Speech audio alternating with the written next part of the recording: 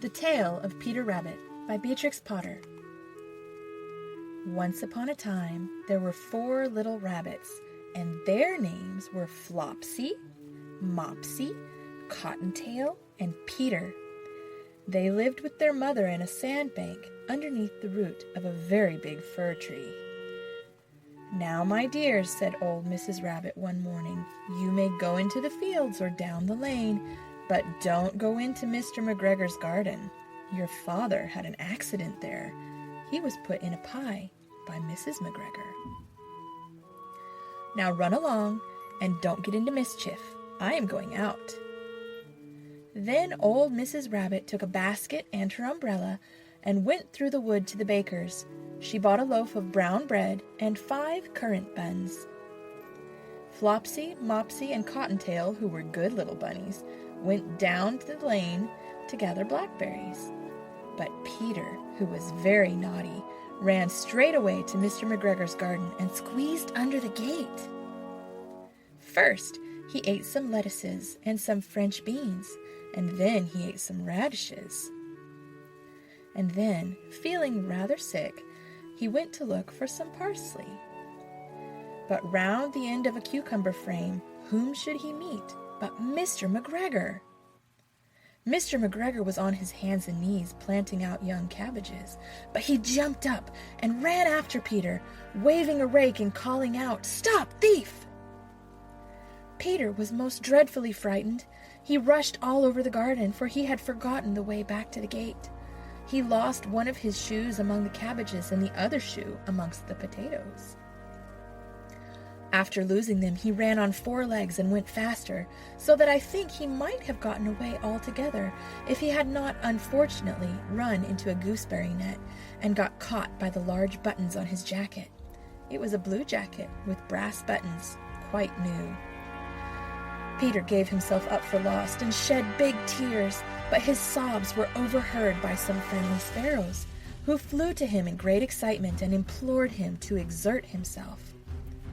Mr. McGregor came up with a sieve, which he intended to pop upon the top of Peter, but Peter wriggled out just in time, leaving his jacket behind him, and rushed into the tool shed and jumped into a can. It would have been a beautiful thing to hide in, if it had not had so much water in it. Mr. McGregor was quite sure that Peter was somewhere in the tool shed, perhaps hidden underneath a flower pot. He began to turn them over carefully, looking under each. Presently, Peter sneezed. "Kerchoo!" Mr. McGregor was after him in no time, and tried to put his foot upon Peter, who jumped out of a window, upsetting 3 plants. The window was too small for Mr. McGregor, and he was tired of running after Peter. He went back to his work. Peter sat down to rest. He was out of breath and trembling with fright, and he had not the least idea which way to go. Also, he was very damp with sitting in that can. After a time, he began to wander about, going lippity-lippity, not very fast, and looking all round. He found a door in a wall, but it was locked, and there was no room for a fat little rabbit to squeeze underneath. An old mouse was running in and out over the stone doorstep, carrying peas and beans to her family in the wood. Peter asked her the way to the gate, but she had such a large pea in her mouth that she could not answer. She only shook her head at him. Peter began to cry. Then he tried to find his way straight across the garden, but he became more and more puzzled. Presently, he came to a pond where Mr. McGregor filled his water cans. A white cat was staring at some goldfish.